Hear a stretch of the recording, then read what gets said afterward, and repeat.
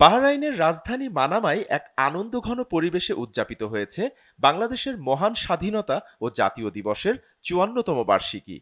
এই উপলক্ষে বাংলাদেশ দূতাবাস দ্য ডিপ্লোম্যাট রেডিসন ব্লু হোটেলে আয়োজন করে এক বর্ণাঢ্য সংবর্ধনা অনুষ্ঠানের। দুদেশের পররাষ্ট্র মন্ত্রণালয়ের মধ্যে উচ্চ পর্যায়ের বৈঠক, দ্বিতীয় বৈঠক এবছর কোনো এক সময় ঢাকায় অনুষ্ঠিত হবে। তখন দ্বিপাক্ষিক সব বিষয়গুলো পুনর্মূল্যায়ন করা হবে এবং দুই দেশের মধ্যে সম্পর্ক উন্নয়নের ক্ষেত্রে যে বাধাগুলো আছে সেগুলো দূরীভবনেরও চেষ্টা করা হবে। এবং আমি দৃঢ়ভাবে আশাবাদী আমাদের সম্পর্ক উন্নয়নের পথে যাবে এবং দুই দেশের সম্পর্ক আরো গভীরতর হবে, শুধুমাত্র সরকারি পর্যায়ে না, জনগণের মধ্যে এবং যারা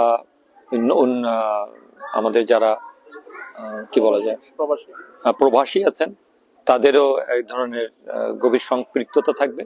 অনুষ্ঠানে প্রধান অতিথি হিসেবে উপস্থিত ছিলেন বাহরাইনের পররাষ্ট্র মন্ত্রণালয়ের প্রতিনিধি এবং মোহাম্মদ বিন মোবারক আল খলিফা একাডেমি ফর ডিপ্লোম্যাটিক স্টাডিজের মহাপরিচালক রাষ্ট্রদূত ডক্টর শাইখা মুনিরা খালিফা আল খলিফা।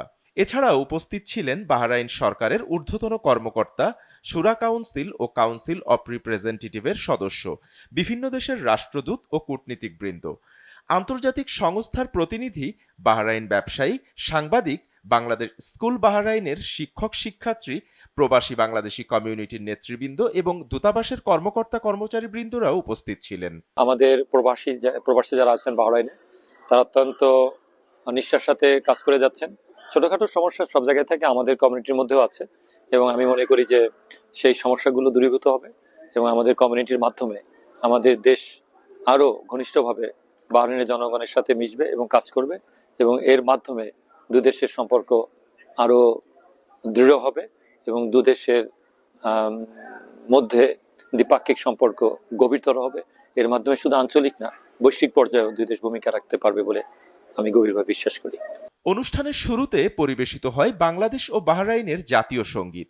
এরপর বাংলাদেশের ইতিহাস ও সংস্কৃতির উপর একটি সংক্ষিপ্ত প্রামাণ্যচিত্র প্রদর্শন করা হয়।